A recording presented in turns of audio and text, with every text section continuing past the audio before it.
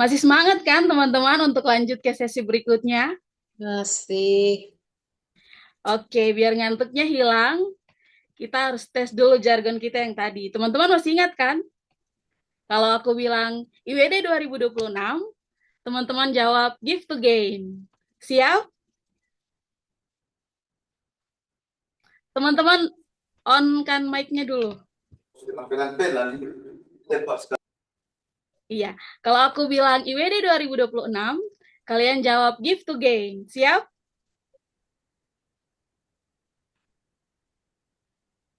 Siap, Kak.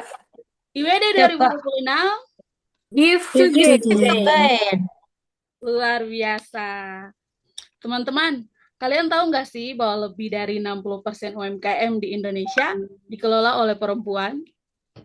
Padahal sektor UMKM sendiri menyumbang sekitar 60% dari PDB nasional dan menyerap hampir 97% tenaga kerja di Indonesia.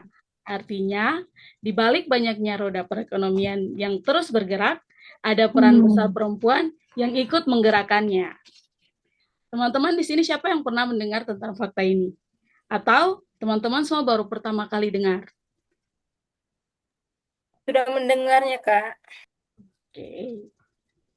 Baik sahabat kakak, acara hari ini tentu tidak akan seseru ini tanpa dukungan mitra hebat yang punya visi yang sama dengan Yayasan Kokalbe dalam memberdayakan perempuan. Sebagai bentuk rasa syukur dan apresiasi kami dalam acara International Women's Day hari ini, kami ingin mengucapkan terima kasih kembali kepada para community partner kami yang telah berjalan beriringan bersama kami. Apresiasi setinggi-tingginya kami sampaikan kepada Sa Perempuan Papua, Impact Community, Pijar Nyala Pustaka, dan Beasiswa Timur yang telah berkolaborasi bersama untuk menciptakan dampak yang jauh lebih besar. Semoga sinergi ini terus berlanjut demi masa depan yang lebih baik dan berdaya. Baik, sebelum lanjut ke acara kita pada sesi kedua hari ini, aku mau memperkenalkan diri terlebih dahulu. Perkenalkan, nama aku Agatha Eva Yenusi, tapi kalian bisa panggil aku Agatha. Aku juga merupakan salah satu alumni penerima beasiswa BIMA dari Yayasan Kokalbe. Nah, selama satu sesi ke depan, aku akan memandu dan menemani rangkaian perjalanan belajar kita di sesi kedua. Kita akan seru-seruan bareng, dan pastinya kita akan lebih membahas soal bisnis. Jadi teman-teman fokus 100%, jangan ragu buat interaksi di kolom chat ya teman-teman.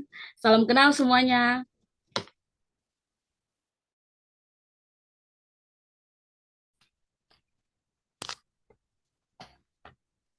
Di sini kita ada punya rundown acara pada sesi kedua kita dengan tema visualisasi bisnis lewat bisnis model Canvas bersama narasumber yang sudah ada bersama kita saat ini.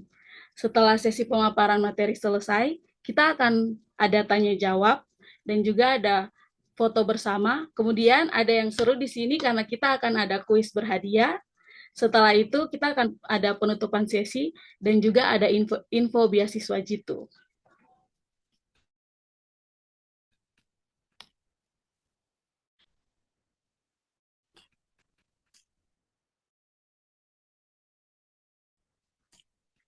Oke. Baik sahabat kakak, sebelumnya nih saya ingin tahu dulu, siapa di sini yang pernah dengar tentang bisnis model Canvas atau BMC? Sudah benar dengar, Kak. Coba dituliskan di kolom komentar sudah atau belum.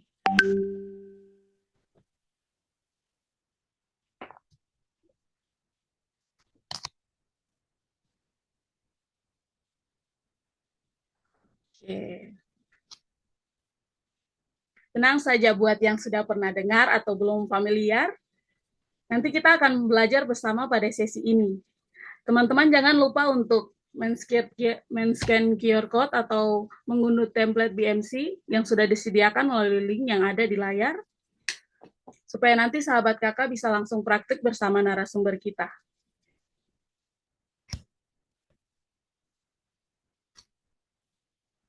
Oke.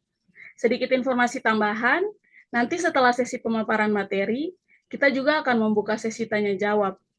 Supaya pertanyaan bisa terkumpul dengan rapi, sahabat kakak dapat menuliskan pertanyaan melalui platform Slido yang ada di layar, teman-teman.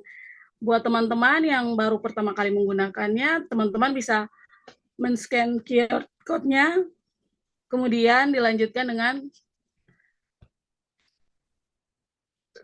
menuliskan pertanyaan pada slide supaya bisa dibaca. Pertanyaan-pertanyaan terpilih nanti akan langsung dijawab oleh narasumber kita.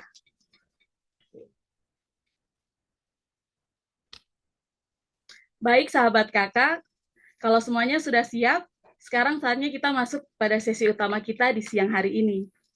Sesuai dengan fokus Yayasan Kalbe tahun ini, yaitu penguatan ekonomi perempuan. Pada sesi ini, kita akan belajar bagaimana memvisualisasikan ide bisnis melalui alat yang sangat populer dalam bisnis, yaitu bisnis model Canvas. Melalui sesi ini, kita tidak hanya akan memahami konsepnya, tetapi juga kita akan dapat melihat bagaimana ide bisnis ini akan disusun menjadi model yang terstruktur dan strategis. Dan tentu saja, kita akan belajar langsung dari narasumber yang sangat inspiratif.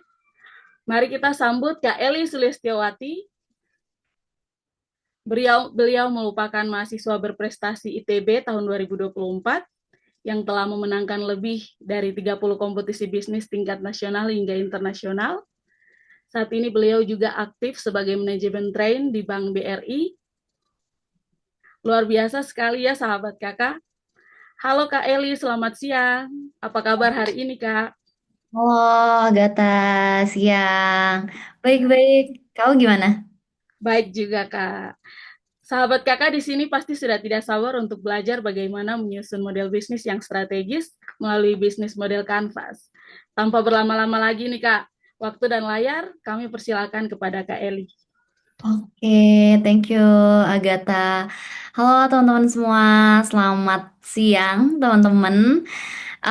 Keren banget sih, sebelumnya aku pengen appreciate teman-teman dulu ya, karena di weekend-weekend kayak gini, di hari Minggu, teman-teman tuh masih semangat banget gitu ya buat ikutin sesi hari ini. Kalau nggak salah tadi tuh teman-teman udah sempet dengerin juga ya sesi pertama tentang mungkin perempuan di bisnis itu kayak gimana. Terus kalau di sesi ini aku tuh lebih pengen ke praktikalnya sih. Gimana sih teman-teman bisa pakai tools bisnis model Canvas seperti yang udah tadi Kak Agatha udah sempet mention juga, itu bisa kita terapin nanti misal teman-teman punya bisnis atau teman-teman mungkin kayak ikut lomba bisnis atau yang lainnya gitu.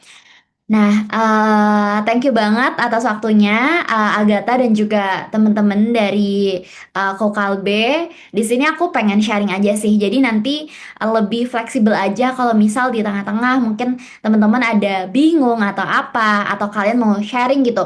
Misal, Kak, aku tuh pernah bikin bisnis kayak gini, kayak gini, kayak gini loh. Aku pernah ikutan lomba kayak gini, kayak gini, kayak gini loh. Menurut aku dulu tuh kayak gini. Kenapa ya? Misal, kenapa ya ini nggak works ya? Kenapa ini tuh nggak lolos gitu ke next stage-nya ya, atau kenapa, kenapa dan kenapa, itu open banget sih. Jadi kalau teman-teman nanti mau di tengah kayak raise hand atau nanti ada kirim di chat gitu respon yang aku sharing hari ini, itu boleh banget gitu sih. Dan aku harap teman-teman juga bisa interaktif aja ya nanti kalau misal ada aku tanya atau sesuatu gitu. Nah, ini aku sebelum mulai materi ini pengen ngucapin sekali lagi Happy International Women's Day buat kita perempuan-perempuan yang ada di sini.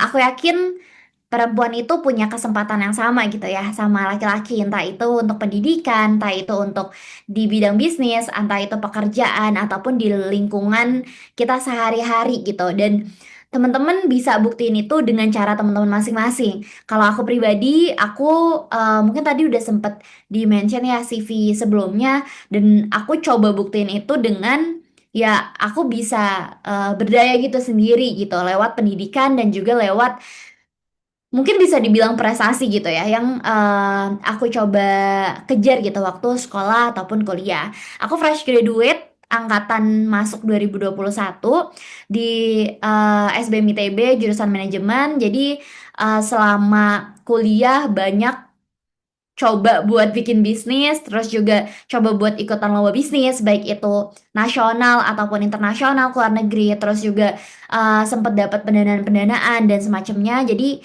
aku harap teman-teman bisa dapat sesuatu gitulah selesai dari sini.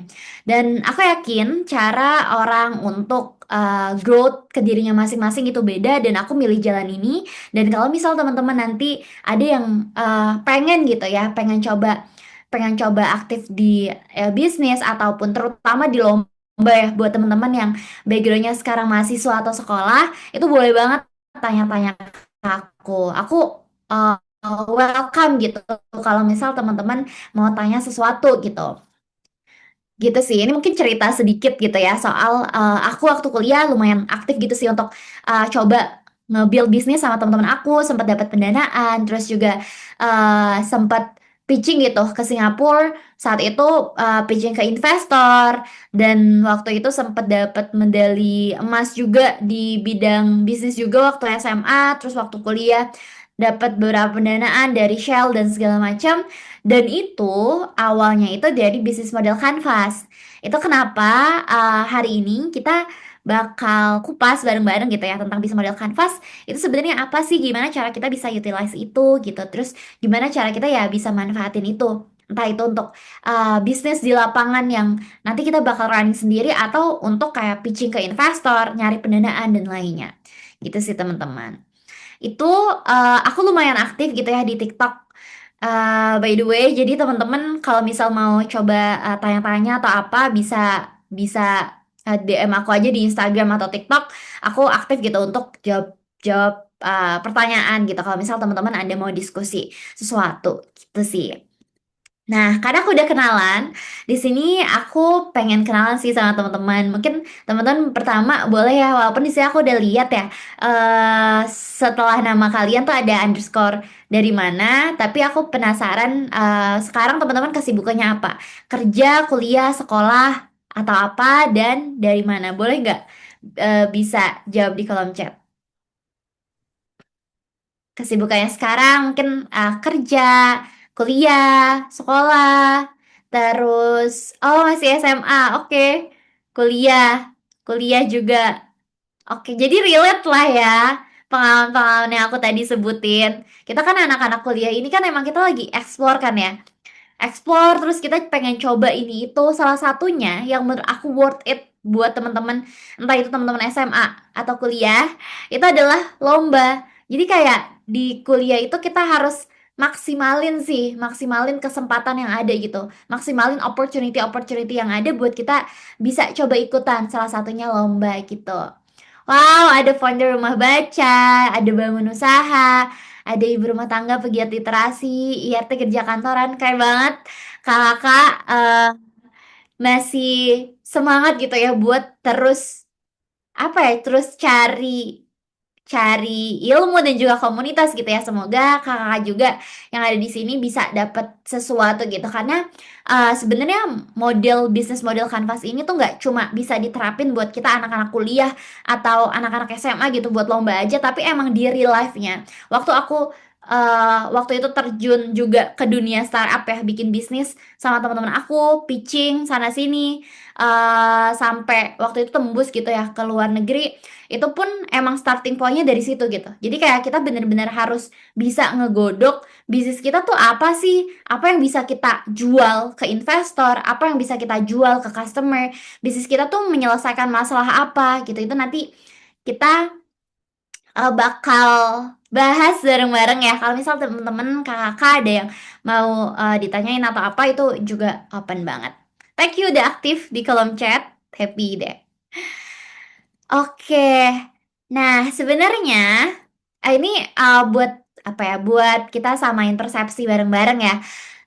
Bisnis itu menurut aku adalah saat dimana kita bisa nemuin suatu problem yang ada di sekitar kita dan akhirnya kita bisa ngeformulasiin itu ke suatu solusi yang bisa dijual.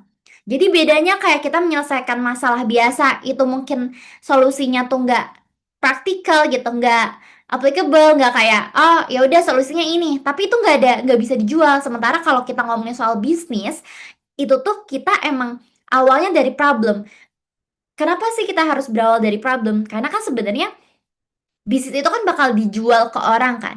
Nah, orang ini itu bakal beli karena itu relate gitu sama problem mereka. Misal nih, temen-temen pakai Gojek. Oh, aku punya problem susah nih mau kemana-mana. Kalau mau naik Transum itu lama dan juga ribet. Nah, problem teman-teman itu ditangkep sama founder Gojek buat kita bikin deh aplikasi yang dia tuh bisa mempermudah orang buat commute gitu.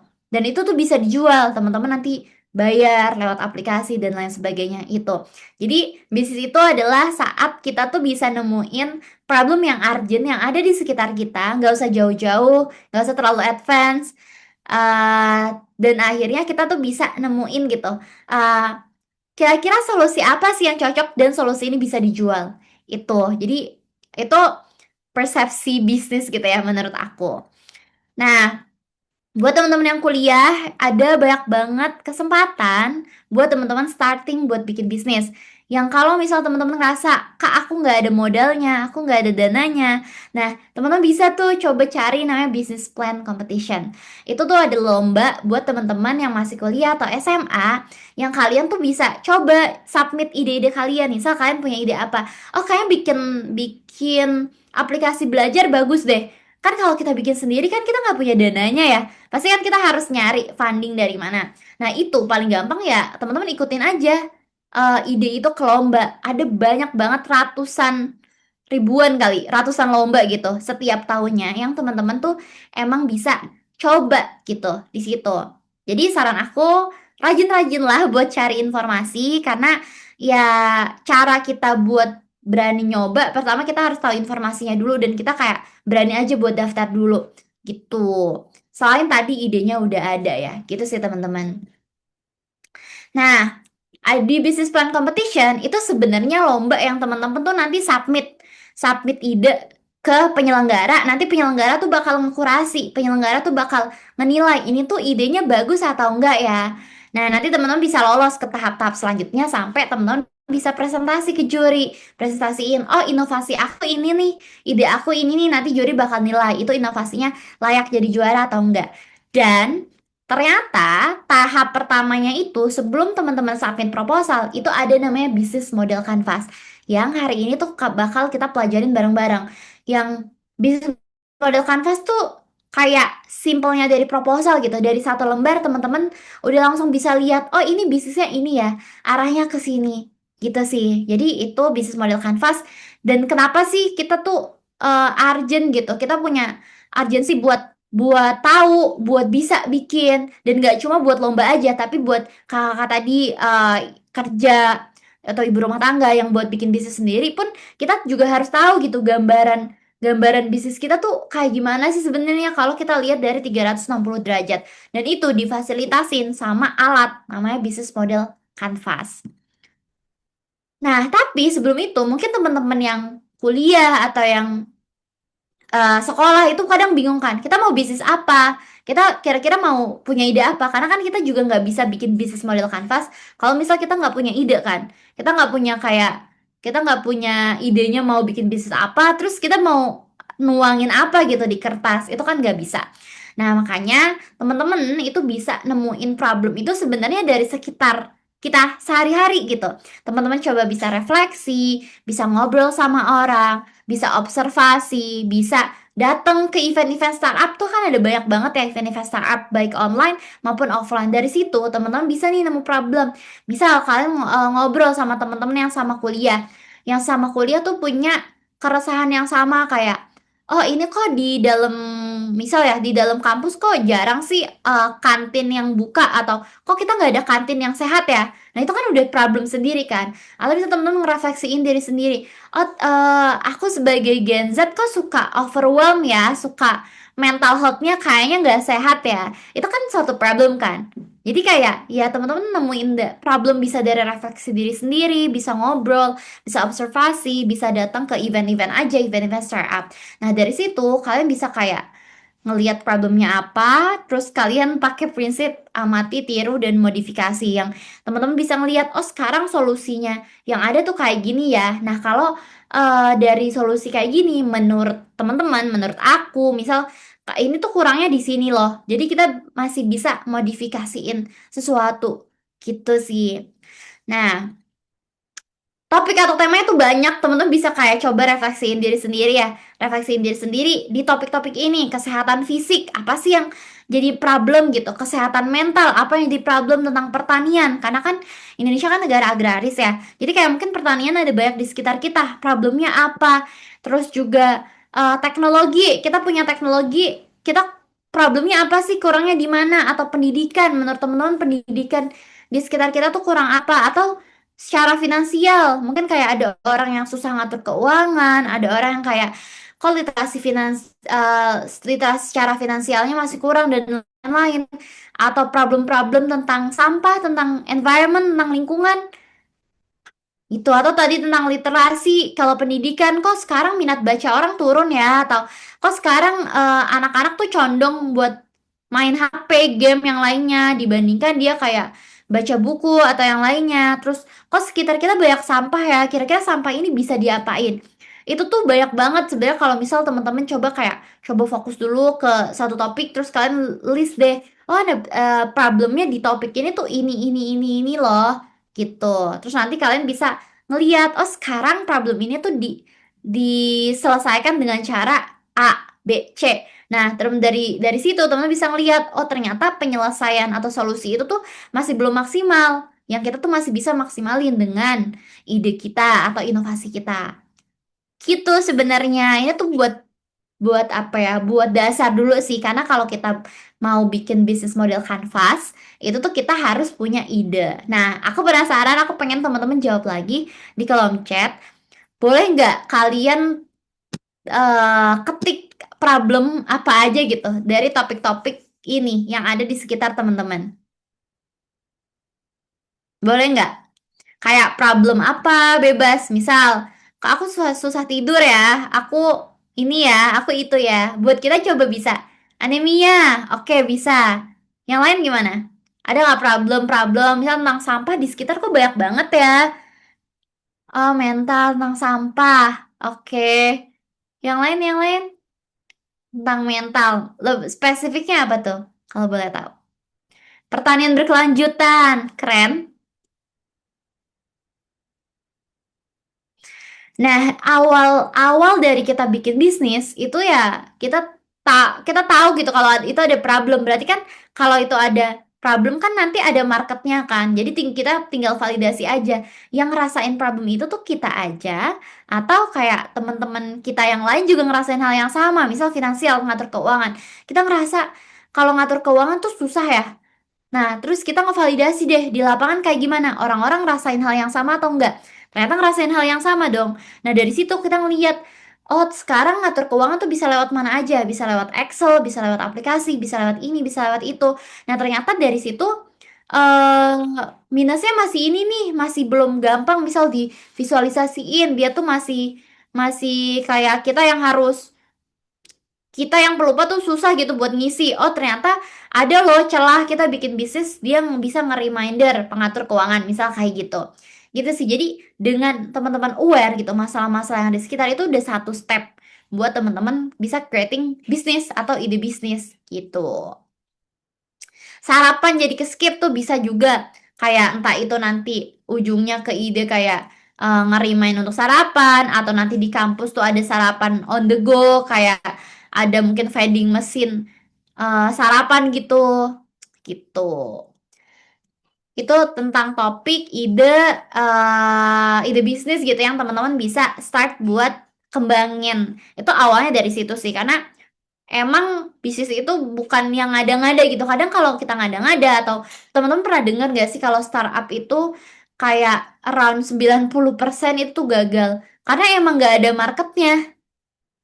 Karena kayak itu problemnya ngada-ngada gitu. Itu nggak beneran. Maksudnya itu problemnya nggak beneran dirasain sama orang. Jadi waktu udah jadi aplikasi, waktu udah jadi startup, itu yang nggak ada yang make. Ujungnya apa? Ujungnya kalau nggak ada yang make, nggak ke convert ke revenue, nggak ke convert ke profit dong.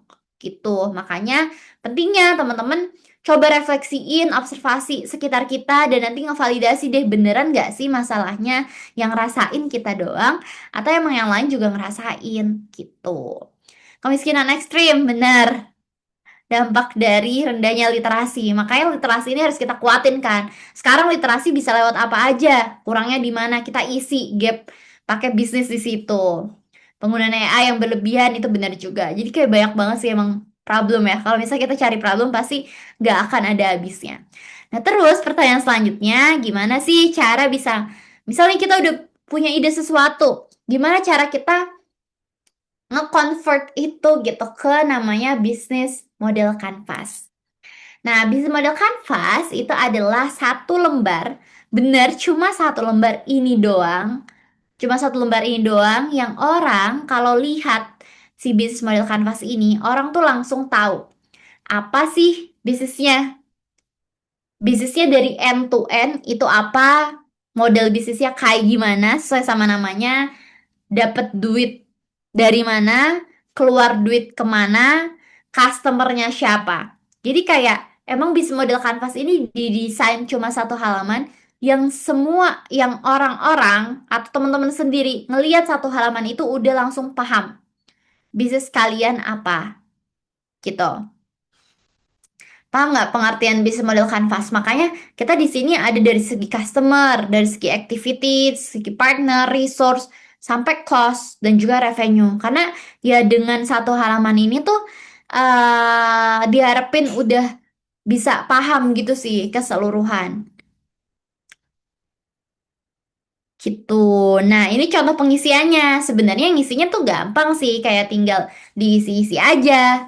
Tapi kan pertanyaannya, gimana sih cara isi yang tepat, yang orang tuh bisa jelas gitu bacanya. Kalau misal kita ikutin lomba tuh bisa lolos gitu kan. Jadi kita hari ini bakal bahas satu-satu deh, gimana caranya ngisi bisnis model Canvas ini. Nah, ini tadi aku bilang ya, metode buat jelasin ide bisnis secara sederhana, tapi detail gitu ya, buat satu halaman aja. Teman-teman bisa download juga formatnya, format bisnis model Canvas yang ada panitia kirim gitu di kolom chat. Jadi dia tuh benar-benar satu halaman doang. Terus sebenarnya ada namanya bisnis link Canvas, bisnis model Canvas, tapi yang kita pengen bahas dulu bisnis model Canvas ini. Tadi ada 9 kan, teman-teman, 9 kotak. Kita bakal bahas dari paling sebelah kanan. Ada namanya customer segment. Kenapa customer segment itu penting dan apa itu customer segment? Customer segment itu adalah simpelnya buat siapa sih produk ini dibikin. Produk ini tuh bakal nyelesain masalah apa gitu. Nah, contohnya, ini di bisnis model Canvas ini aku bahas ide aku yang pernah aku lombain juga. Itu bikin tas kerajinan gitu, kerajinan dari daun pandan yang ngeberdayain ibu-ibu rumah tangga di sekitar tempat tinggal aku. Nah, customer segmentnya itu siapa? Siapa sih yang bakal beli produk ini? Ya, aku pasti bakal jelasin. Oh, ibu rumah tangga, usianya berapa nih? 22 sampai 40 tahun. Terus dia tinggal di mana? Di daerah Bandung. Terus perekonominya kayak gimana? Kenapa harus lengkap Kak? Kenapa aku nggak bisa jawab kayak, oh ibu rumah tangga atau perempuan gitu? Itu nggak cukup buat jelasin siapa produk kamu dibuat. Kalau customer segment itu kuncinya harus spesifik. Harus ada dari segi demografi, kayak dia cowok atau cewek, umurnya berapa. Harus ada dari segi psikografi, dia tuh punya kecenderungan apa. Dia tuh eh secara secara behavior itu kayak gimana. Terus dia kesibukannya apa? Atau dan juga geografi, dia ada di daerah mana? Karena masing-masing daerah, misal tadi Malang, Malang sama Jakarta itu pun beda jauh gitu. Kayak kita nggak bisa samain. Jadi harus tadi ya secara demografi, psikografi, dan juga geografi. Itu harus lengkap. Dia cowok atau cewek, pekerjaan sehari-harinya apa, perekonominya kayak gimana. Karena kan menengah ke bawah sama menengah ke atas kan pasti kayak daya belinya beda kan. Jadi segmennya juga beda, usianya berapa, dia ada di daerah mana. Itu wajib hukumnya. Gitu. Ini customer segment. Jadi kalian harus tahu sih tadi yang punya problem itu siapa sih? Itu. Terus ini produk dijual ke siapa? Jelas nggak, teman-teman, soal customer segment? Kalau jelas, boleh ketik satu nggak di chat, kolom chat. Oke, jelas ya. Nah, kita lanjut ke value proposition. Jadi setelah kita tahu tuh kan, oh tadi ini buat buat ibu-ibu nih. Ibu-ibu di Bandung usia sekian sampai sekian dia perekonomian menengah ke bawah karena aku jual tasnya masih affordable, bukan tas-tas yang kayak luxury atau apa gitu. Nah, value proposition itu sesuai sama namanya value, nilai-nilai yang kalian punya di bisnis kalian apa. Jadi kayak value-nya atau keunikan produk atau jasa yang kalian punya tuh apa? Yang bikin kayak orang tuh harus beli loh ke produk kalian. Value proposition tuh itu. Kalau tadi ya bentuknya kerajinan tangan itu yang pertama. Value proposition-nya ya dia ramah lingkungan gitulah. Dia kayak mencemari lingkungan, bukan dari plastik, bukan dari apa, emang bener-bener dari alam dan bikinnya pun masih konvensional, masih manual. Terus yang kedua, desainnya unik. Jadi teman-teman bisa bayangin kan, desain-desain tas yang dia pakai anyaman-anyaman. Itu kan dia punya desain unik dibandingin tas-tas konvensional yang lain. Jadi value proposition itu. Kalau misal kita ngomongin Gojek, value propositionnya bisa tuh kayak cepat dan mudah buat cari driver. Terus yang kedua, drivernya ada banyak, ada ratusan ribu. Yang ketiga dia tersebar di kota mana aja gitu. Itu juga bisa value proposition. Intinya keunikan produk kalian tuh apa yang bikin orang-orang tuh harus beli produk kalian tuh apa gitu. Itu namanya value proposition. Itu. Kalau ini jelas nggak? Boleh ketik dua nggak kalau jelas?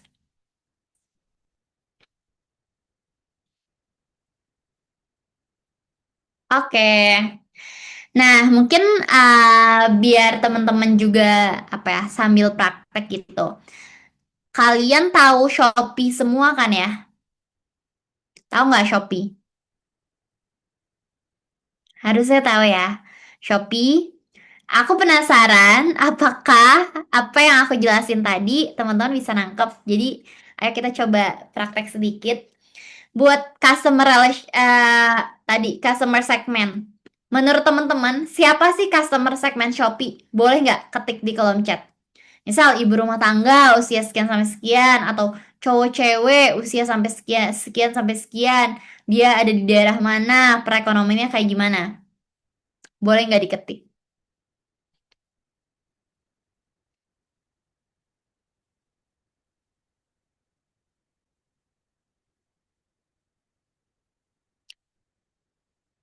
Boleh nggak? Aku penasaran sih. Masa kayak aku pengen make share kalau nanti teman-teman pulang dari sini, selesai dari apa ya, info online session ini teman-teman udah paham gitu. Wanita pekerja betul? Ada sambil saling lengkapin juga nggak apa-apa sih. Dari segi usianya tuh berapa? Dia ada di daerah mana? Misal daerah urban, dari perekonomiannya kayak gimana?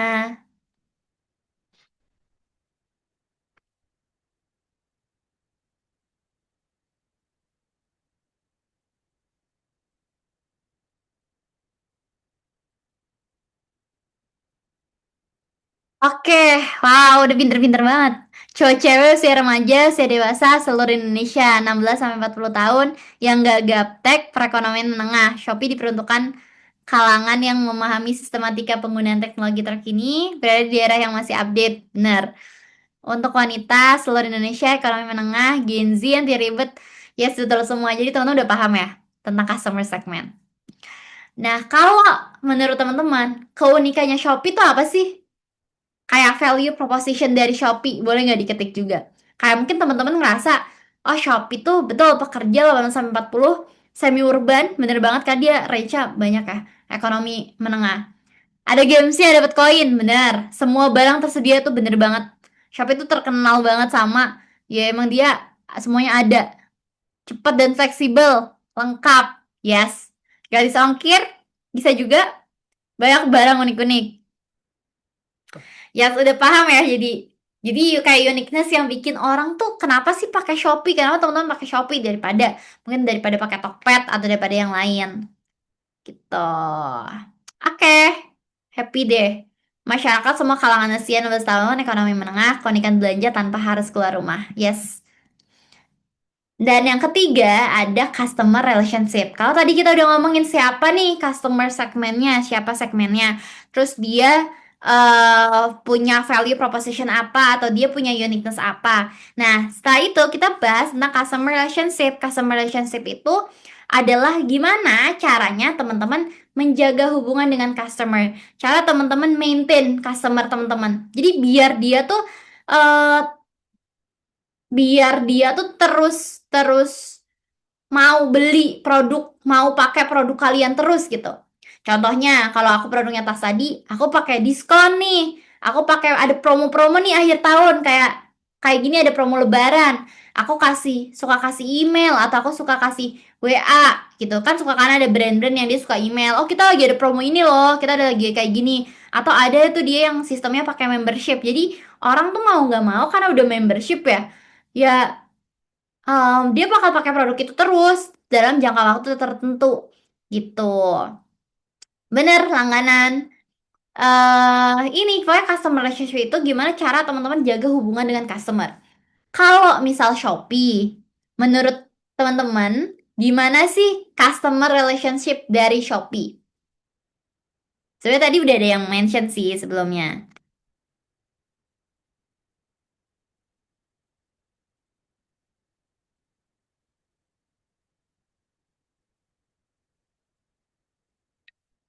Oke, banyak gratis ongkir, bener banget. Barang murah, diskonnya banyak, voucher, ada vouchernya gratis ongkir, yes. Itu cara Shopee tuh ngejaga kita biar kita belanja terus di Shopee. Karena banyak vouchernya, diskonnya gede-gede, apalagi kalau tanggal kembar ya. Gratis ongkir, gitu. Oke, paham ya teman-teman. Kita lanjut ke kotak yang selanjutnya. Channel. Kalau tadi ngomongin soal gimana sih cara kita maintain gitu ya. Kalau channel ini gimana cara kita memasarkan produk atau jasa kita. Jadi kayak orang tuh tahu dan orang tuh tahu kita tuh punya produk ini itu dari mana cara kita pasarin. Channel lewat apa. Bisa kalau sekarang ada nih lewat sosmed, ada lewat toko-toko offline kalau aku konteksnya jualan tas, lewat sosmed aku jual, lewat toko offline misal atau aku nitip-nitip di beberapa mall itu bisa. Atau kalau konteksnya kayak dia brand misal kayak Gojek itu kan dia promo-promo nih di sosmed. Orang jadi tahu ada Gojek, ada billboard juga tuh di jalan-jalan kan. Ada dia kayak di tempat-tempat umum, dia naruh misal poster-poster itu juga channel. Kayak cara masarin produk atau jasanya biar orang tuh tahu kita tuh punya produk ini loh. Gitu. Dan gantian menurut teman-teman Shopee tuh channelnya lewat mana ya? Ngasih tahu, masarin kalau oh bisa loh kita check out lewat Shopee, bisa loh kita belanja lewat Shopee menurut teman-teman. Itu jalur pemasaran Shopee tuh lewat mana? Sosmed, bener banget. Dia tuh sekarang kalau nggak salah ya kalau buka Shopee, dia influencernya tuh lagi El sama Shiva Haju ya, gitu. Ah, iya bener ada sosial media, ada live Shopee. Emang paling gencarnya sosmed sih. Kalau Shopee tuh kayak main banget tuh di sosmed, jingle-jingle segala macem. Ads, BA, itu juga salah satu caranya gitu. Kayak brand ambassador kan dia bakal kenalin ke followersnya kan. Jadi orang yang mungkin sebelumnya nggak pakai, jadi pakai. Atau affiliate, bener banget. Jadi kayak misal ada banyak banget nih affiliate-affiliate. Orang kan jadi yang belum terpapar Shopee jadi kayak terpapar kan. Jadinya gitu. Jadi kayak jalur pemasaran, channel. Channel tuh jalur pemasaran produk atau jasa yang teman-teman punya.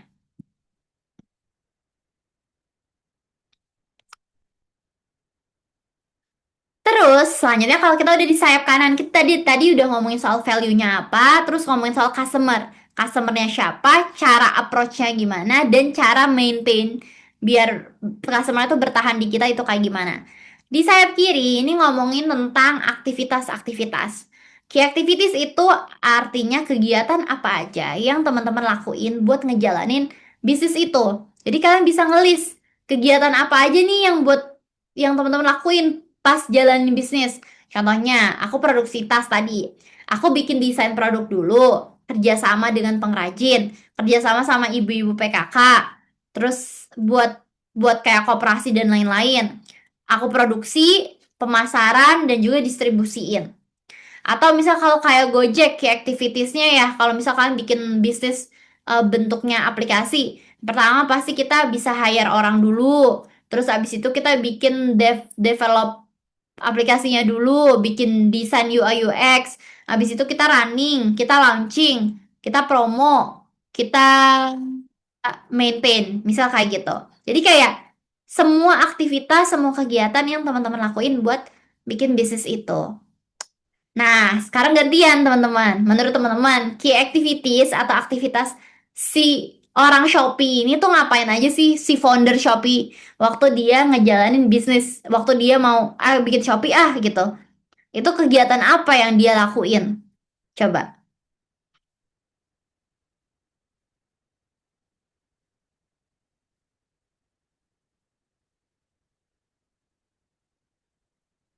Menurut kalian apa?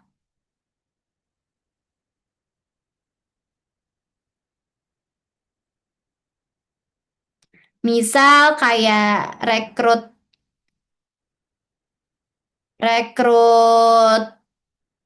developer, lihat target pasar, bikin aplikasi bener. Apa nih? Apalagi selain itu? Pasti kan banyak kan? Kayak planning lah, terus soft launching, terus pemasaran. Pokoknya intinya key activities itu aktivitas-aktivitas apa aja yang dilakuin buat benar dengan kerjasama, buat jalanin bisnis ini. Jadi kayak kalian ngelis deh aktivitas dari awal sampai akhir, bener-bener dari bikin bisnisnya sampai kayak orang make itu apa aja yang dilakuin. Itu namanya key activities, kerjasama dengan bagai bisnis terkait betul gitu. Nah, kalau key resources, kalau tadi key activities list apa aja yang kalian lakuin, key resources ini apa aja sih yang teman-teman butuhin buat usaha teman-teman? Oke, Alvia benar, lengkap banget pembuatan software, terus launching, habis itu promosi, penjualan, pembayaran. Jadi si founder Shopee itu ngelakuin aktivitas-aktivitas itu gitu, buat dia bisa nge-build atau ya bikin Shopee gitu. Terus selanjutnya ini key resources. Key resources itu kalau tadi kita udah ngelisting aktivitas, apa aja sih yang dibutuhin gitu dalam usaha teman-teman. Key resources itu apa aja yang teman-teman butuhin. Misal contohnya ada bahan baku, sumber daya manusia, atau aku butuh koperasi, aku butuh apa misal daun pandan, aku butuh internet. Pokoknya kayak apa aja yang teman-teman butuhin buat usaha teman-teman. Misal nih Gojek. Gojek butuh developer, Gojek butuh driver, Gojek butuh mitra Gojek, Gojek butuh butuh sinkronisasi sama Google Maps, Gojek butuh ini, Gojek butuh itu. Jadi key resources tuh itu apa yang dibutuhin gitulah di usaha teman-teman. Misal sumber daya manusia, bahan baku kek atau apa kek. Nah sekarang gantian coba. Menurut teman-teman, kalau kita jadi founder Shopee, kita bikin Shopee, apa aja sih yang dibutuhin buat bisa ngejalanin bisnis Shopee ini? Menurut teman-teman apa?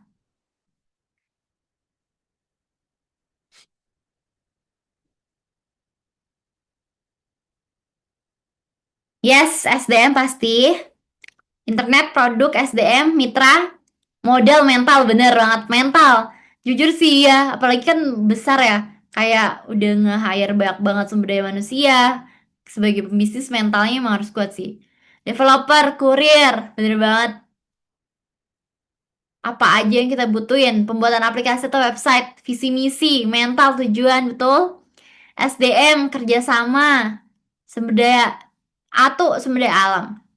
Nah, ini sumber daya alam sebenarnya masuk nggak masuk sih kayaknya. Tapi kalau SDM tuh udah pasti sih. Gitu. Jadi kayak apa aja sih yang teman-teman butuhin buat ngerunning usaha teman-teman. Itu namanya key resources.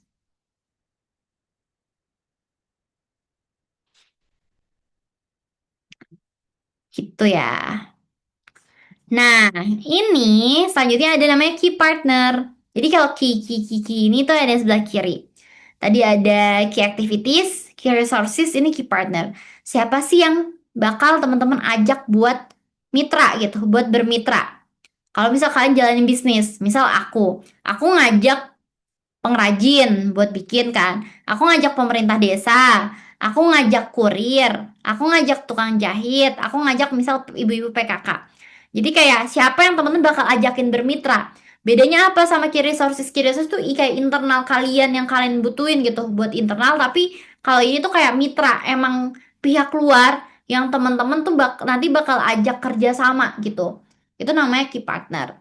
Terus kalau Gojek itu ya key partnernya berarti mitra Gojek ya, mitra ya bisa aja driver, mitra GoFood, mitra mitra logistik, mitra ini, mitra itu. Pokoknya kayak luar si bisnis kita atau perusahaan kita yang kita bakal ajak bermitra. Gitu itu namanya key partner buat ngelakuin aktivitas-aktivitas yang ada di key activities tadi. Itu sih. Coba sekarang. Kalau misal Shopee, siapa kira-kira key partnernya? Butuh siapa aja sih dia jalan buat bisa running?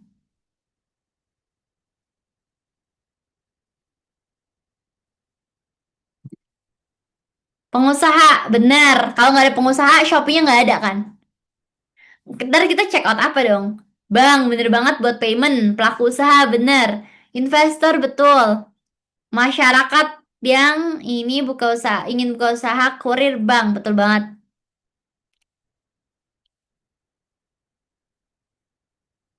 Ada lagi. Key partnernya siapa? Influencer, betul.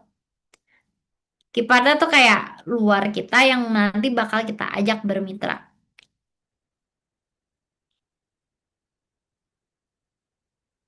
Oke, betul banget ya. Kita bakal mitra sama medsos, influencer, masyarakat, kurir, bank, investor, pelaku usaha buat dia kan yang jualan di Shopee-nya kan. Kalau nggak ada pelaku usaha, nanti dijualan apa dong? Mobile app developer, kurir, betul, betul semua. Masyarakat, bank, medsos, yes.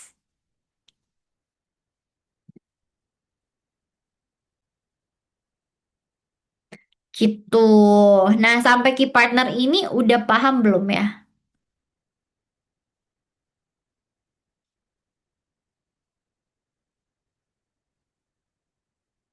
Oke, cakep. Nah, kita kan udah yang kanan ya, udah yang kanan, udah yang kiri, udah yang tengah. Nah, kita lanjut ke yang bawah. Jadi kita udah tiga, tiga, satu. Berarti berapa? 3 tambah 3, 6, 7. Sisa dua lagi. Ini ngomongin tentang cost, ngomongin tentang duit gitu. Ada namanya cost structure, sama satunya lagi ada namanya revenue stream. Bedanya apa? Cost structure itu berapa banyak sih yang kita harus alokasiin buat jalanin bisnis ini. Duit kita bakal keluar untuk apa aja. Contohnya apa? Cost structure bikin tas handmade. Aku butuh ngegaji pegawai, aku butuh beli bahan baku, aku butuh biaya marketing, aku butuh R&D gitu. Itu kayak duit aku tuh bakal keluar buat itu gitu. Itu namanya cost structure. Pokoknya duit kalian tuh bakal dipakai buat mana aja pas ngejalanin bisnis ini. Nah, kalau Gojek mungkin kayak cost structure-nya dia buat maintain apps, terus bayar pegawai juga, terus dia kayak bikin-bikin promo atau bikin-bikin event yang banyak banget. Itu kayak ya udah dananya dikeluarin ke situ gitu sih. Nah, coba sekarang kalau Shopee kira-kira dia butuh modalnya buat ngapain aja ya? Penggunaan dananya buat apa aja?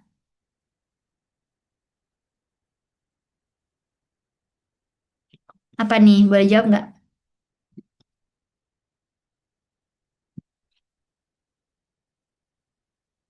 Boleh dijawab kah? Buat promo, betul. Biaya internet, bener. Gaji pegawai juga dong. Ya, ada bagi hasil sama penjual sama logistik. Hosting aplikasi website, pembuatan aplikasi, betul. Udah bener semua. Pemeliharaan, yes. Kan kalau penjualan kan di depan doang kan. Pemeliharaan tuh ya dia di tengah-tengah. Buat bikin event, betul. Kan Shopee ini sering tap in kan ke event-event. Naruh logo atau naruh ya promo gitu.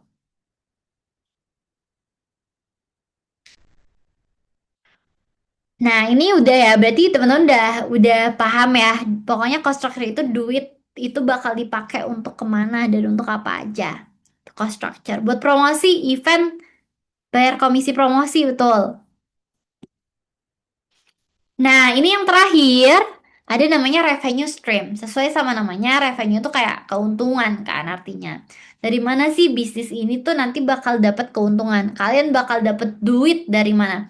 Makanya dari awal aku tuh sempat mention kalau bisnis plan itu adalah yang bisa dijual gitu. Karena kalau itu nggak bisa dijual, itu kan akhirnya nggak ini ya, nggak tercermin gitu. Kita nggak dapat untung apa-apa. Nah, itu ya sama aja, ini nggak usah bisnis, itu mah kita sedekah aja gitu. Jadi revenue stream itu intinya dari mana sih bisnis itu teman-teman nanti bakal dapat keuntungan itu. Misal penjualan produk, membership, partnership atau apa. Nah, kalau di Gojek itu pasti dia dapat revenue-nya dari jasa kan. Jasa terus bagi hasil tadi ada yang mention. Terus juga mungkin kayak ads atau partnership itu juga bisa. Dan menurut teman-teman, revenue stream dari Shopee itu dari mana sih? Dia dapat keuntungan dari mana? Boleh nggak di list? Terutama buat teman-teman yang biasa check out ya. Itu kan ada kelihatan kan kayak berapa nih duit yang kita bayar ke Shopee-nya. Potongan penjualan, betul banget. Bagi hasil, bener. Komisi penjualan sama ongkir, betul.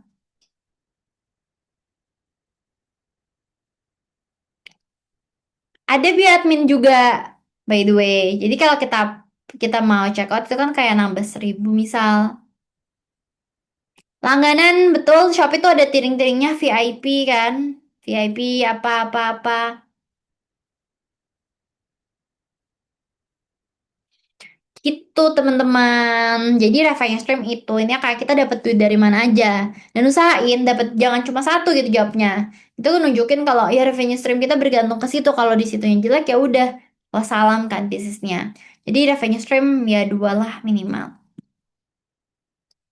Nah, ini contoh jadinya gitu ya. Jadinya yang aku tadi udah sempet bilang, ini sebenarnya kayak idenya beda lagi sih. Tapi kurang lebih seperti ini, secara value proposition kalian apa, customer segmennya siapa, terus abis itu customer relationship-nya kayak gimana, terus maintain customer-nya kayak gimana, channelnya lewat mana aja, terus key activitiesnya apa aja, terus eh key resource kalian butuh apa aja gitu. Terus yang paling bawah cost structure sama revenue stream. Cost structure tuh duit kalian keluar buat kemana aja. Kalau revenue stream tuh ya udah eh, teman-teman bakal dapat duit dari mana berapa persen. Gitu sih. Intinya kalau bisnis model Canvas tuh kuncinya adalah detail. Sedetail mungkin tuh makin baik. Tapi bukan berarti kayak panjang banget ya.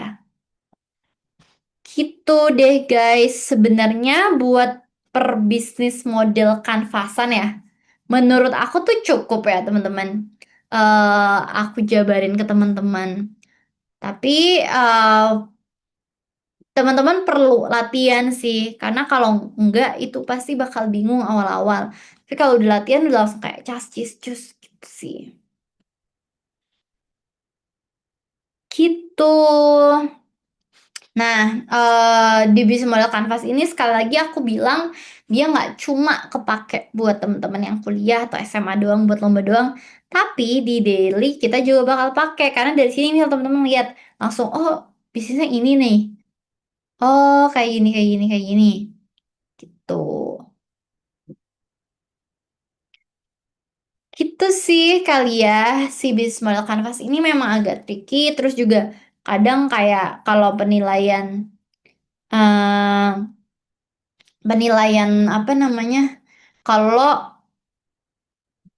misal teman-teman pernah buat kayak lomba-lomba kayak gitu kadang subjektif juga. Makanya kita bikin bisnis model kanvas tuh selengkap, sedetail, sebagus mungkin. Karena biar mau siapapun itu yang nilai, yang ngerasa kalau bisnis model kanvas kita tuh udah menjelaskan apa sih usaha kita, bisnis kita tuh apa, bisnis kita ke arah mana, mau itu nanti dipakai buat lomba, kayak mau dipakai buat pitching ke investor, mau dipakai buat kayak misal teman-teman ngasih tahu ke teman kalian, oh ini loh gitu bisnis yang aku punya, itu orang tuh langsung paham gitu bisnis kalian apa, secara value-nya apa, terus habis itu customer-nya siapa, kalian nge-approach customer gimana caranya, lewat mana, yang kalian lakuin dari awal sampai akhir selama ngejalanin bisnis apa, kalian butuh partneran sama siapa, kalian butuh apa resource-nya, duitnya bakal keluar kemana, dan bakal dapet duit dari mana. Itu kayak udah 360 derajat dari bisnis sih gitu. Jadi buat bantu teman-teman bisa eh merangkum lagi kira-kira bisnis ini oke atau enggak sih, sehat atau enggak sih, menjual atau enggak sih, itu bisa pakai tools bisnis model canvas ini. Dan teman-teman tadi juga udah sempat dikasih ya link template-nya, itu bisa teman-teman save, bisa teman-teman isi. Misal tadi yang udah jalanin bisnis ada just tip atau apa, atau teman-teman yang baru mau niat buat ikut lomba bisnis, buat ikut bikin ide bisnis, itu juga bisa buat dipakai gitu. Mungkin itu ya, kita akan lanjut Q&A, tapi sebelumnya aku lanjutin ke MC dulu kali ya. Dan kalau misal teman-teman nanti ada kayak pertanyaan atau apa, sebenarnya bisa approach aku aja. Bisa connect LinkedIn buat teman-teman yang main LinkedIn, bisa email ataupun bisa DM aja atau TikTok, DM TikTok aku juga boleh, namanya sama kok, @Eli_Sulistyowati. Gitu guys. Kita aku balikin ke Agatha, silahkan. Wah, luar biasa sekali ya sahabat kakak pemaparan dari Kak Eli. Materinya sangat jelas, terstruktur, dan pastinya membuka perspektif kita tentang bagaimana sebuah ide bisnis bisa disusun dengan lebih strategis. Sekarang saatnya kita masuk ke sesi Q&A and sharing time. Aku akan coba membacakan beberapa pertanyaan terpilih dari Slido ya. Oke, pertanyaan pertama, bagaimana cara menerapkan bisnis model Canvas untuk usaha skala kecil yang baru mulai? Oke, mungkin Kak Eli bisa langsung dijawab. Oke, thank you Agatha udah dibacain. Kalau buat bisnis model Canvas buat usaha skala kecil yang baru mulai, jujur yang aku taruh di sini pun itu usaha skala kecil yang baru mulai. Teman-teman yang tadi aku ceritain. Jadi aku pernah bikin brand tas gitu, terus aku jual deh ke sekitar-sekitar aku gitu. Selain itu juga didaftarin buat lomba ya. Dan gak ada bedanya sih sebenarnya buat nerapin bisnis model Canvas ini. Karena kan sebenarnya bisnis model Canvas itu kan tools aja ya yang dia udah nentuin nih, oh coba dong pikirin value proposition dari bisnis kamu apa, pikirin dong siapa customer kamu, pikirin dong kira-kira dari customer kamu itu kita bisa approach lewat mana gitu. Jadi sebenarnya ya nggak ada bedanya gitu sih antara misal teman-teman mau nerapin ini skala kecil atau besar.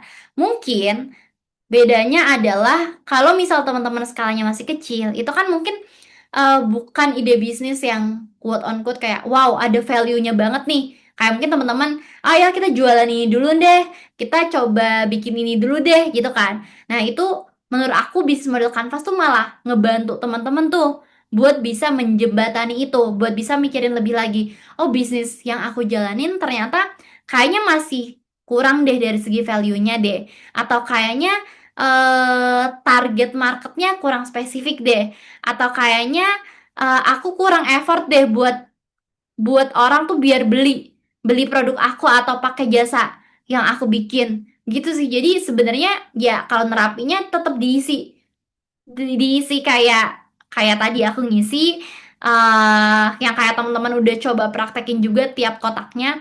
Cuma teman-teman bisa nih tambah berpikir lagi, bisnis yang selama ini dijalanin masih bisa nggak sih ditambahin value gitu.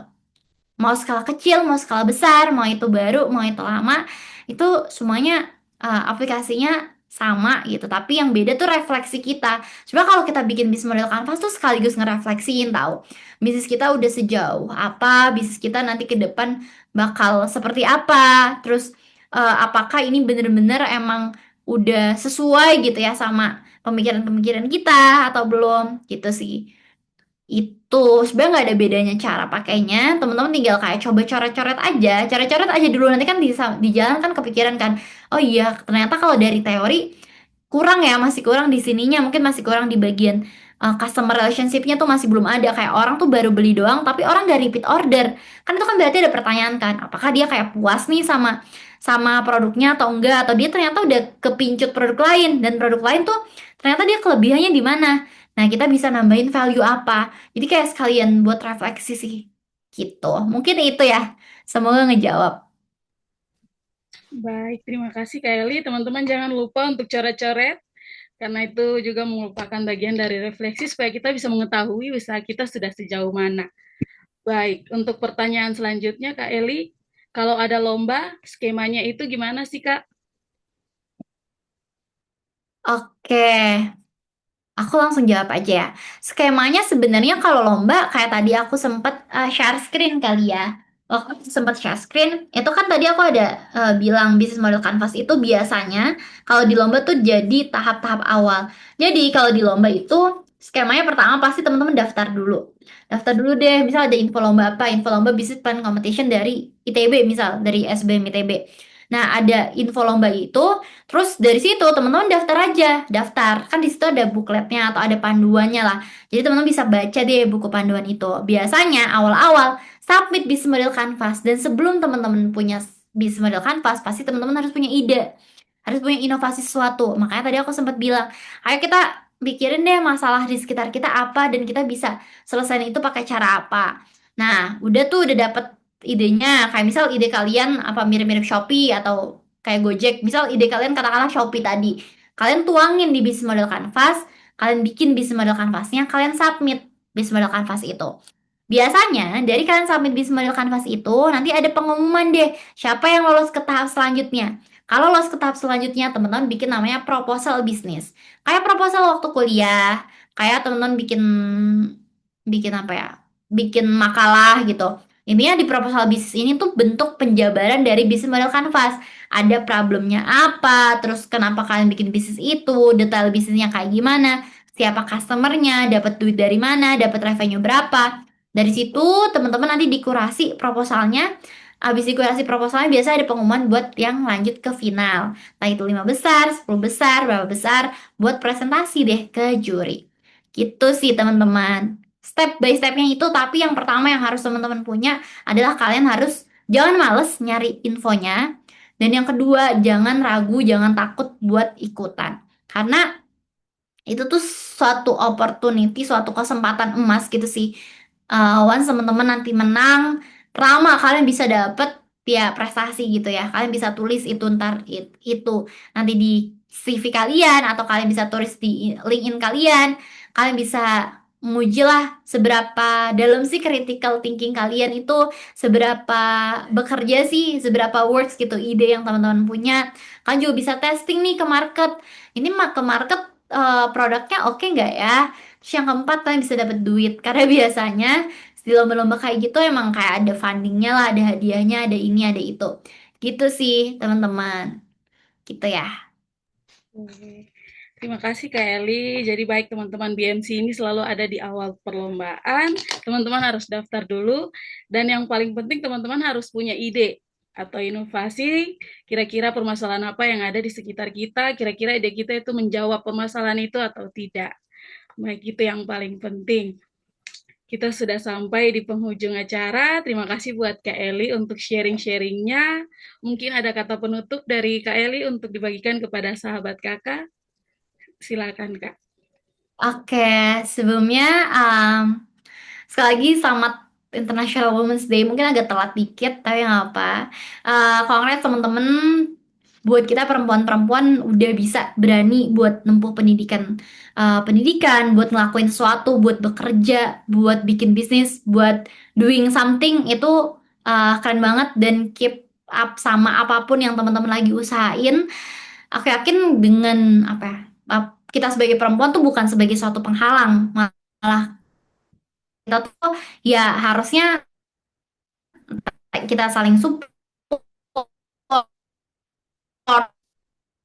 terus kita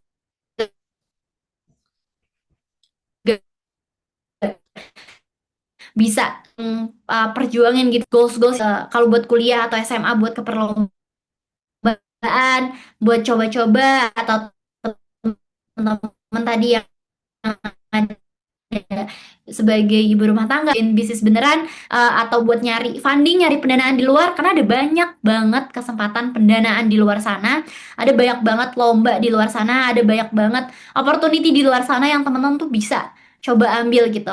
Kita bisa temenan di LinkedIn, kita bisa temenan di Instagram. Kalau misal teman-teman masih ada pertanyaan atau apa, terus mau kenalan lebih lanjut, bisa DM aja di Instagram aku atau connect aja di LinkedIn juga nggak apa-apa. Namanya Eli Sulistiawati underscore.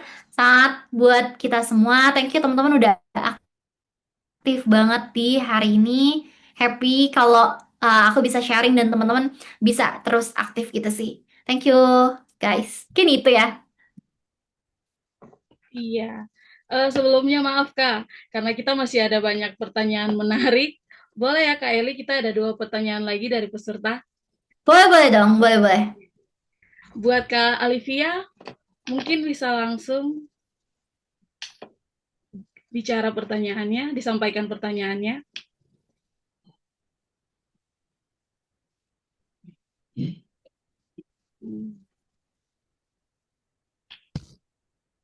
Atau mau dibacakan aja. Kak Alivia lagi bertanya di kolom chat, Kak.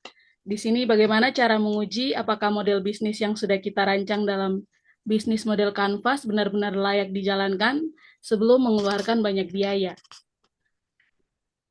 Oke, sebenarnya mengujinya tuh ada beberapa cara sih. Yang pertama, kita bisa nguji dari segi marketnya. Kita kan layak atau enggak kan tadi aku sempat bilang kalau bikin bisnis sesuatu itu ada marketnya. Dan kita tahu ada marketnya tuh kalau problemnya tuh beneran ada. Kita tes lah. Kita tanya. Paling gampang kita tanya sih. Misal teman-teman ngerasa, oh, kau ngerasa kayak kayak sampah di sekitar kita tuh kurang dimaksimalin ya, itu malah jadi polusi dan ngeganggu. Teman-teman kan ngerasain itu, kalian tes deh, tanya ke sekitar teman-teman, mungkin teman-teman kos kalian kayak atau tetangga kalian ngerasain hal yang sama nggak sih, ngerasain kayak susah nggak sih ngolah sampah, susah nggak sih ini itu gitu. Itu jadi kayak nguji sih, nguji market, testing market beneran nggak, problemnya beneran ada atau enggak. Jangan sampai kalau kita udah jauh nih, kita udah bikin inovasi apa bla bla bla advance, ternyata nggak ada marketnya gitu, ternyata orang-orang nggak ngerasain hal yang sama. Jadi nguji bisa dari segi market. Yang kedua dari segi produk. Produk ini apakah benar menjawab atau enggak? Atau produk ini tuh mungkin teman-teman sering dengar juga tadi kayak startup ada 90% dia gagal. Banyak aplikasi-aplikasi yang dia tuh berakhir kayak gak dipakai sama orang. Ya udah cuma jadi aplikasi aja. Itu ya karena produk itu nggak menyelesaikan masalah orang. Produk itu tuh nggak sesuai sama kebutuhan orang. Jadi kalian harus tes juga dari segi produk atau value proposition yang tadi teman-teman punya. Apakah benar-benar produk atau value proposition itu tuh emang dibutuhin sama orang orang yang jadi customer target kalian atau enggak gitu. Terus yang ketiga, sebenarnya dari resource yang kalian punya sih, starting point kalian tuh dari mana? Apakah kayak misal mahasiswa itu kan pasti kita punya limit ya, limit dari segi waktu, limit dari segi biaya, limit dari segi yang lainnya. Itu berkaca dulu sih, apakah kita possible atau enggak. Nah, kalau iya kenapa? Iya ya udah lanjut aja, kalau enggak di bagian mananya. Mungkin enggak di bagian tim. Kalau enggak di bagian tim ya teman-teman bisa cari tim yang lain yang kayak kita tuh bisa nih bikin bareng-bareng yuk gitu. Atau kalau enggak di bagian pendanaan atau biaya, ya teman-teman nggak usah ngeluarin pakai biaya sendiri. Kalian bikin prototipenya yang murah-murah dulu aja, bikin rancangannya dulu aja. Nanti itu bisa diikut-ikutin lomba, di daftar-daftarin pendanaan, biar dapat pendanaan atau biaya gitu. Mungkin tiga itu sih ngujinya ya. Yang pertama dari segi marketnya, beneran atau enggak ada nggak marketnya. Yang kedua dari segi produknya apakah visible buat dijalankan, apakah sesuai dengan problem. Dan yang ketiga dari segi resource atau ya kita sendiri yang mau ngejalanin bisnis gitu. Oke, baik Kak Eli. Jadi teman-teman untuk menguji BMC kita layak dijalankan atau tidak, diingatkan kembali yang pertama harus dari marketnya, yang kedua produknya, dan yang terakhir resource yang kita punya. Oke, pertanyaan terakhir untuk teman-teman yang ingin bertanya bisa langsung raise hand ya teman-teman. Pertanyaan terakhir.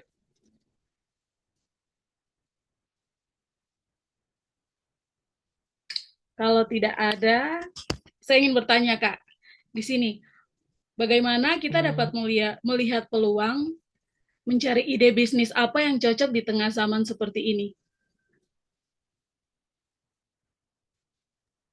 Oke, ya ini juga banyak sih. Mungkin teman-teman juga berpikir gitu ya, apa bisnis yang cocok, ngelihat peluangnya dari mana. Sebenarnya ngelihat peluangnya sesimpel kita coba refleksiin sih ke diri kita masing-masing. Kira-kira kita punya masalah apa? Masa kayak kita punya problem apa sih yang itu tuh nanti bisa diselesaikan dari segi bisnis gitu. Refleksiin. Kalian tentuin topik tertentu, misal tadi ada kesehatan mental, kesehatan fisik, ada sampah, lingkungan, ada ini, ada itu. Kalian tentuin lah satu-satu. Misal dari kesehatan mental, masalah apa sih yang ada yang berkaitan tentang kesehatan mental? Terus dari situ kalian coba ngeliat sejauh ini itu diselesaikan dengan cara apa? Setelah diselesaikan dengan cara apa, ada kurangnya nggak sih cara penyelesaian itu? Gitu. Masih ada kurangnya nggak sih? Masih ada gapnya atau nggak sih? Barulah teman-teman nentuin, oh bikin bisnis nih ke arah sini gitu. Itu sih buat nangkep ya. Jadi kalian perlu kayak mindful dulu. Oh, mau lihat deh problem di sekitar dari segi ini, misal dari segi pendidikan. Dari segi pendidikan kurangnya apa? Misal kurang tenaga pendidikan lah, atau kurang kualitas pendidikannya, kurang dari segi fasilitas dan lain-lain. Sejauh ini cara penyelesaiannya kayak gimana? Dengan cara penyelesaian itu masih ada problem atau enggak? Barulah kita bikin bisnis yang ini bisa ngangkat nih problem ini, bisa menyelesaikan problem ini dari cara penyelesaian yang sekarang sedang dijalankan. Paling itu bisa sendiri, bisa observasi kayak kanan kiri jalan kita itu ada masalah apa, kita bisa catat. Atau kita juga bisa ngobrol sama orang, misal aku ngobrol sama Agatha, apa sih yang kamu rasain gitu ya, apa yang aku rasain, terus kayak akhirnya kita bisa nemu deh, oh ternyata kita punya problem yang sama di sini loh, dan ini tuh bisa kita selesaikan bareng-bareng dengan cara apa gitu. Paling itu kalau dibilang, kalau buat tujuannya buat lomba ya, buat lomba atau ya buat pitching segala macem, aku yang aku tahu yang akhir-akhir itu lagi seksi buat dibicarain itu tuh biasanya berhubungan sama entah itu environment, jadi tentang lingkungan, sampah, terus karbon dan lain-lain, atau berhubungan sama sosial ekonomi gitu sih. Itu mungkin itu kayak sosial, mungkin teman-teman melihat gimana sih tingkat kesejahteraan di Indonesia, lapangan pekerjaan, terus eh, pemberdayaan dan lain sebagainya gitu. Dan juga satu lagi teknologi sih sebenarnya. Environment, sosial, dan juga teknologi itu lagi gencar-gencarnya kayak tadi AI, masalah tentang AI, masalah tentang apa? Ada nggak sih yang bisa disimpelin prosesnya, misal dengan AI, disimpelin prosesnya dengan IoT, dengan ini, dengan itu. Paling tiga topik itu tentang teknologi, environment, sama sosial ekonomi, itu kalian ngeliatlah ada masalah apa di sekitar kalian sehari-hari, dari masalah itu sejauh ini diselesaikan dengan cara apa dan masih kurang di mana. Jadilah ide bisnis yang menurut aku bisa mateng sih, bisa gong gitu sih, Agatha. Baik, Kak Dila, terima kasih. Ini ada teman kita yang sudah raise hand, Kak. Terakhir, Kak Aisyah. Mungkin bisa on cam, Kak Aisyah. Ya baik, sebelumnya terima kasih atas kesempatannya dan mohon maaf kakak karena saya sedang berada di perjalanan, jadi belum bisa on cam, tapi saya masih ingin untuk berpartisipasi untuk bertanya kepada Kak Eli. Jadi pertanyaannya adalah mungkin di sini bagi teman-teman khususnya yang masih SMA, yang udah semangat buat mulai bisnis dengan awal dari BMC itu, bagaimana cara kan tadi Kak Eli bilang bahwasanya kita untuk menguji apakah ini sudah layak untuk kita implementasikan ya, itu dengan cara kita coba apply BMC ini ke lomba-lomba dan lain sebagainya. Nah, mungkin Kakak bisa sedikit kasih tips untuk teman-teman khususnya yang masih pemula banget nih Kak. Gimana sih cara kita untuk mencari inkubasi atau wadah lomba-lomba yang sebenarnya tuh banyak, tapi kadang kita tuh bingung gitu. Kayak kita mau cari di mana, apalagi kalau kita masih belum punya koneksi gitu ya, seperti itu. Terima kasih Kak Eli dan Kak Agatha.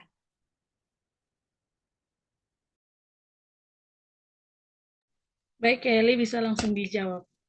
Oke, nah buat start itu ya bener sih kita harus cari info lombanya. Mungkin info lombanya banyak tapi mungkin teman-teman belum terpapar informasinya ya. Sudah ada beberapa cara. Yang pertama kalian bisa cari di Instagram ada namanya @infolomba. Itu di situ ada banyak banget jenis lomba yang terbuka. Ada buat anak-anak SMA, ada buat teman-teman kuliah, ada buat umum juga. Yang kedua, aku pribadi, aku punya komunitas gitu tentang lomba ya. Teman-teman bisa bisa lihat di bio TikTok aku. Jadi teman bisa lihat di TikTok aku, di situ aku eh, beberapa minggu yang lalu cukup sering gitu sih share tentang lomba.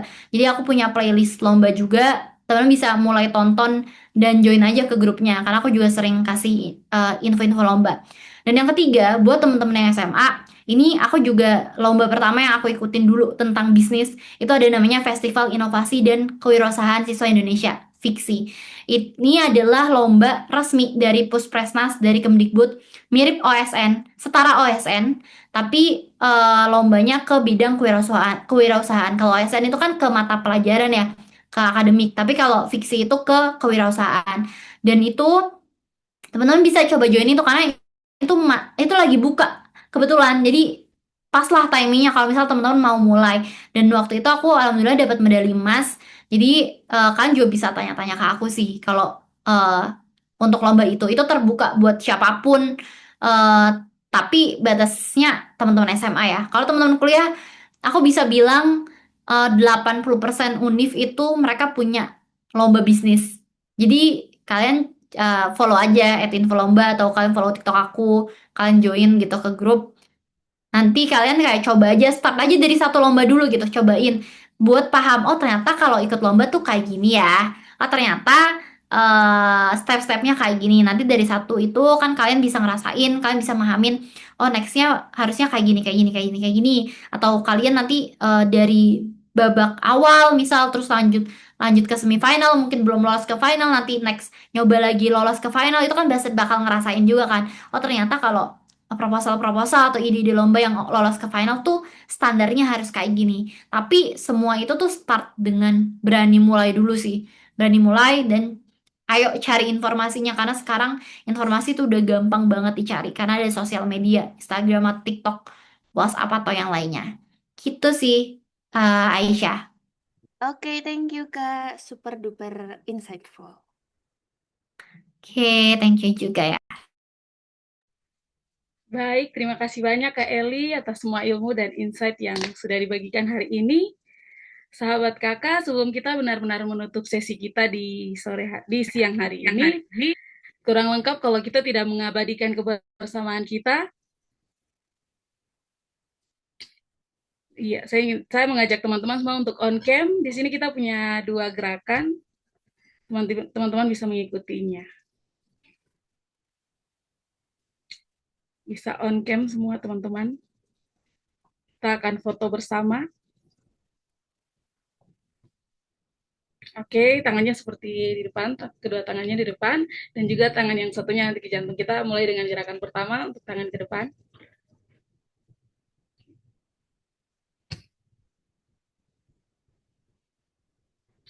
Oke, 1, 2, 3. Slide berikutnya, 1, 2, 3. Untuk gerakan kedua, teman-teman, tangannya satu di jantung. Ya. Oke, 1, 2, 3. Slide berikutnya, 1, 2, 3.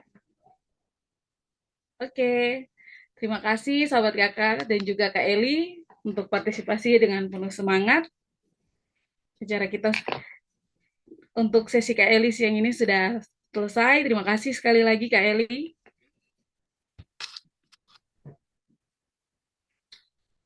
Oke, thank you teman-teman semua. Aku izin live ya. Baik Kak. Oke, kita akan masuk lagi pada sesi berikutnya yaitu kuis. Kita sudah belajar tentang bisnis model Canvas. Sekarang waktunya kita akan menguji pemahaman kita sedikit. Jadi kita akan lanjut ke sesi kuis singkat. Jadi siapkan jari teman-teman, karena peserta yang paling cepat dan paling tepat menjawab akan mendapatkan apresiasi menarik dari tim YKK. Jika teman-teman sudah siap,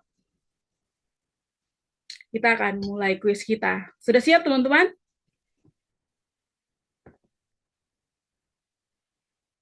Oke.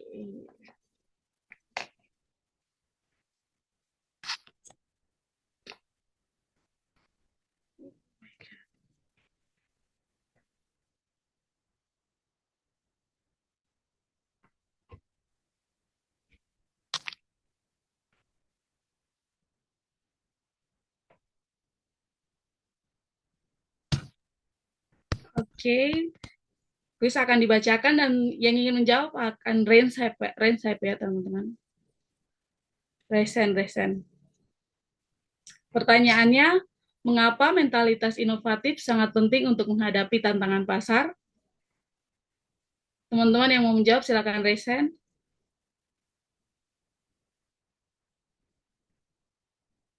Baik, Kak Aisyah silakan. Baik, terima kasih atas kesempatannya. Pertanyaannya adalah mengapa mentalitas inovatif sangat penting untuk menghadapi tantangan pasar. Jadi seperti yang kita ketahui, tantangan pasar saat ini tuh sangat beragam dan bervariatif.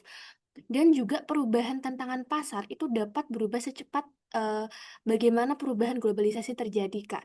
Jadi mentalitas seorang pengusaha yang inovatif itu sangat penting menjadi kunci bagaimana beliau bisa beradaptasi dengan apa sih keinginan pasar, apa sih tantangan-tantangan, sehingga dengan mentalitas inovatif itu tadi bisnis akan bisa sustainable ya, akan bisa bertahan karena memiliki terbuka atas masukan-masukan yang ada, lalu bisa mengembangkan secara inovasi-inovasi yang sesuai dengan apa yang dibutuhkan saat ini, sesuai dengan perkembangan zaman seperti itu. Terima kasih.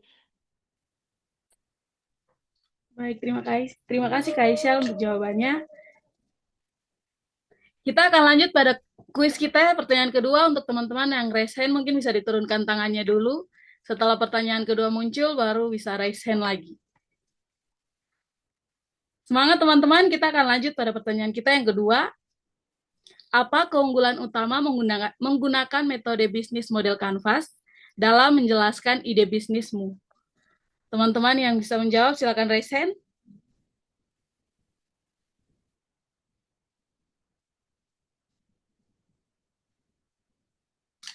Kak Ersi, silakan Kak Ersi. Bisa on cam? Baik, terima kasih. Sudah ya? Baik. Terima kasih untuk kesempatannya. Eh, Keunggulan utama menggunakan metode bisnis model Canvas, eh, pelaku pelaku usaha bisa memetakan target pasarnya, target kerjasamanya, apa saja yang dibutuhkan, keuntungannya untuk apa. Pokoknya bisa memetakan kebutuhan-kebutuhan untuk memulai bisnis. Gitu. Terima kasih Kak Ersi.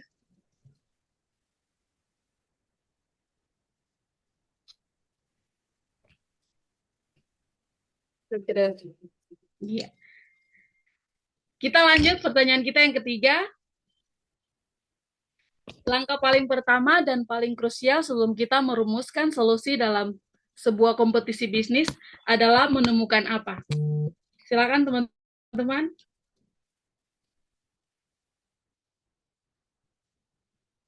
Yang bisa menjawab silakan raise hand. Kak Halni, silakan Kak Halni. Oke, baik. Menurut saya langkah pertama ya, dan paling krusial sebelum kita merumuskan solusi dalam sebuah kompetensi bisnis adalah menemukan apa, yaitu menemukan kualitas dalam diri kita. Maksudnya seperti apa? Kita harus memiliki kualitas agar bisnis kita bisa berjalan. Yang kedua adalah mental. Kita harus menyediakan mental kita secara signifikan apabila suatu saat nanti bisnis kita tidak berjalan sesuai dengan rencana awalnya. Kita sudah memetakan mental kita bahwa kita bisa melewati ini meskipun banyak kegagalan. Itu sih, Kak.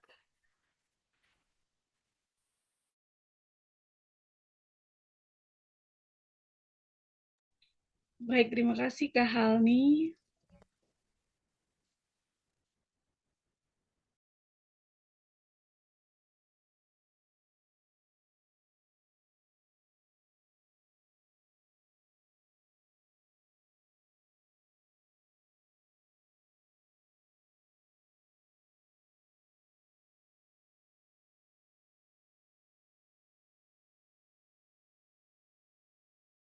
Kita lanjut pertanyaan kuis kita lagi.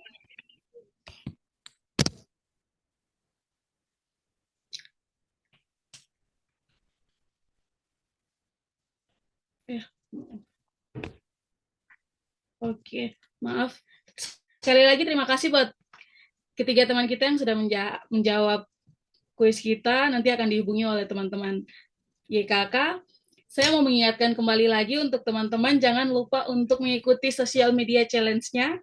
Teman-teman bisa bagikan foto, video kegiatan kita selama IWD kita berlangsung di hari ini, tuliskan pesan tentang ilmu atau inspirasi yang teman-teman dapatkan. Gunakan juga fitur @yours yang sudah disediakan. Dan jangan lupa, teman-teman jangan privat akunnya, dan juga mention @yayasan Kokalbi, dan gunakan hashtag IWDYKK 2026, serta hashtag Give to Gain.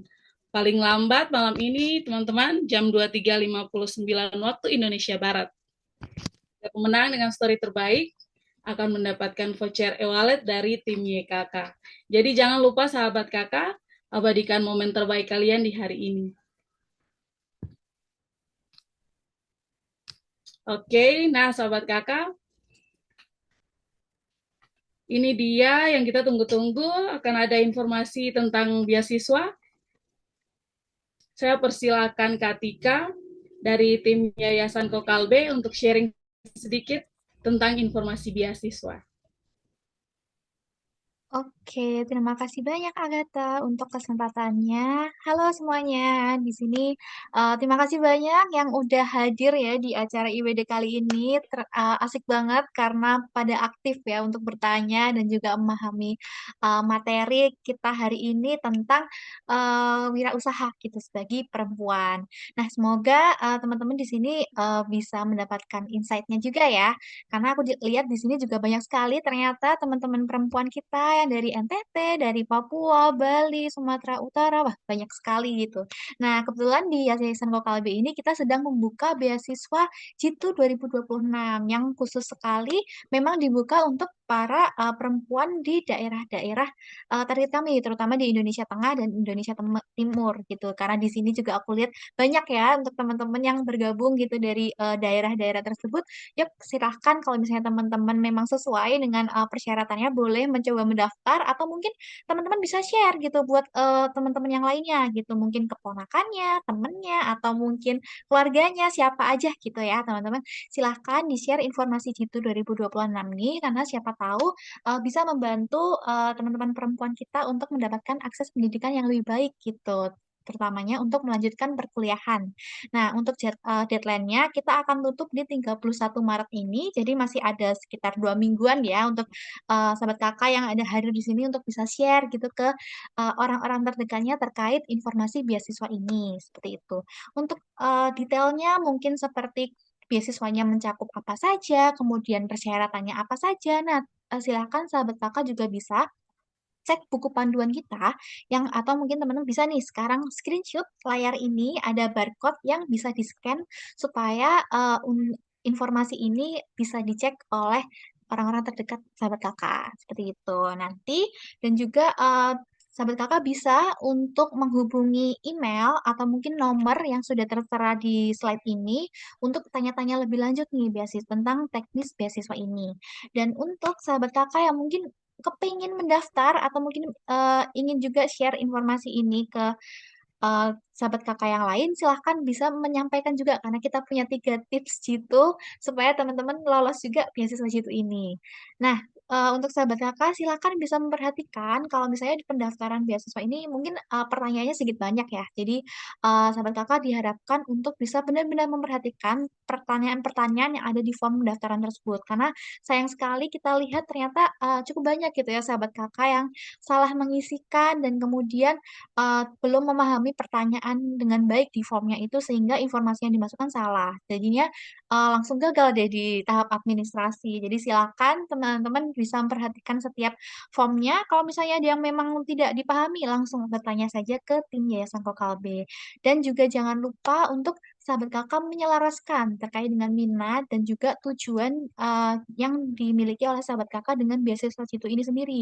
Jadi kalau misalnya sahabat kakak memang tertarik mendaftar di jurusan STEM atau mungkin kesehatan seperti itu ya. Kenapa teman-teman ingin mendaftar di bidang kesehatan seperti itu? Misal kayak karena teman-teman memang punya pengalaman dari SMA atau mungkin memang punya minat khusus gitu terkait dengan dunia kesehatan. Nah, silakan bisa diselaraskan ya di setiap pertanyaan yang ada di form pendaftaran tersebut dan tentunya juga menyesuaikan dengan kenapa sih beasiswa situ ini ada seperti itu. Dan juga jangan lupa untuk bisa aktif bertanya. Jadi semisal teman-teman merasa kayak oh belum memahami terkait dengan pertanyaannya atau mungkin masih belum paham beasiswa situ ini tuh seperti apa, silahkan bisa bertanya ke tim kakak ataupun sahabat kakak juga bisa menghubungi nih Jitu Awardee yang sebagai pernah menjadi narasumber di sesi-sesi sebelumnya seperti itu. Kalau misalnya teman-teman lihat di media sosial YKK, kita punya beberapa sesi sebelumnya, misal kayak sosialisasi dan juga mungkin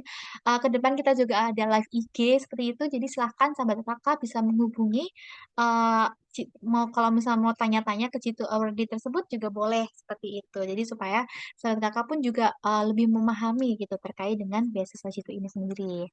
Oke, ini aku sedikit menjawab karena ada pertanyaan di kolom chat. Ada dari Kak Helmi bertanya, untuk semester 4, kebetulan untuk beasiswa situ ini diperuntukkan untuk teman-teman yang baru saja di kelas 12 dan juga maksimal di semester 2 di semester 2 ya perkuliahan seperti itu.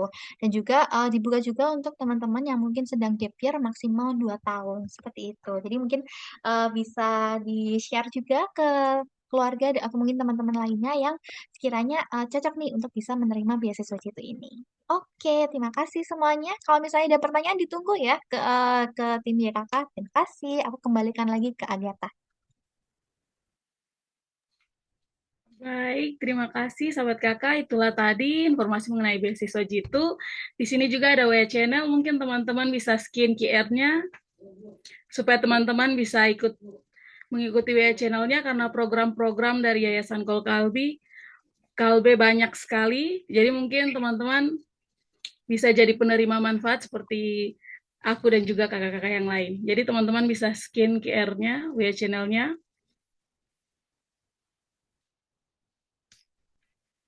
Oke, sebelum kita benar-benar menutup kegiatan kita di hari ini, jangan lupa buat teman-teman mengisi link presensi dan juga evaluasi, karena pengisian ini sangat penting agar teman-teman dapat mengklaim e-sertifikat dari kegiatan hari ini. Jadi teman-teman bisa mengisinya, yang sudah mengisi pertama bisa mengisi juga yang sekarang supaya bisa mendapat 2 e-sertifikat. Oke. Akhir kata, terima kasih banyak kepada seluruh sahabat kakak yang telah berpartisipasi dengan penuh semangat dalam kegiatan hari ini. Tidak lupa juga kita mengucapkan terima kasih kepada para community partner kita, Sa Perempuan Papua, Pijar Nyala Pustaka, Beasiswa Timur, dan Impact Community. Terima kasih atas kolaborasi dan dukungan yang luar biasa. Sampai jumpa pada perayaan International Women's Day berikutnya. Selamat siang sahabat kakak, tetap semangat. Semoga ibadah puasanya dilancarkan bagi sahabat kakak yang sedang menjalankan. Terima kasih dan sampai jumpa.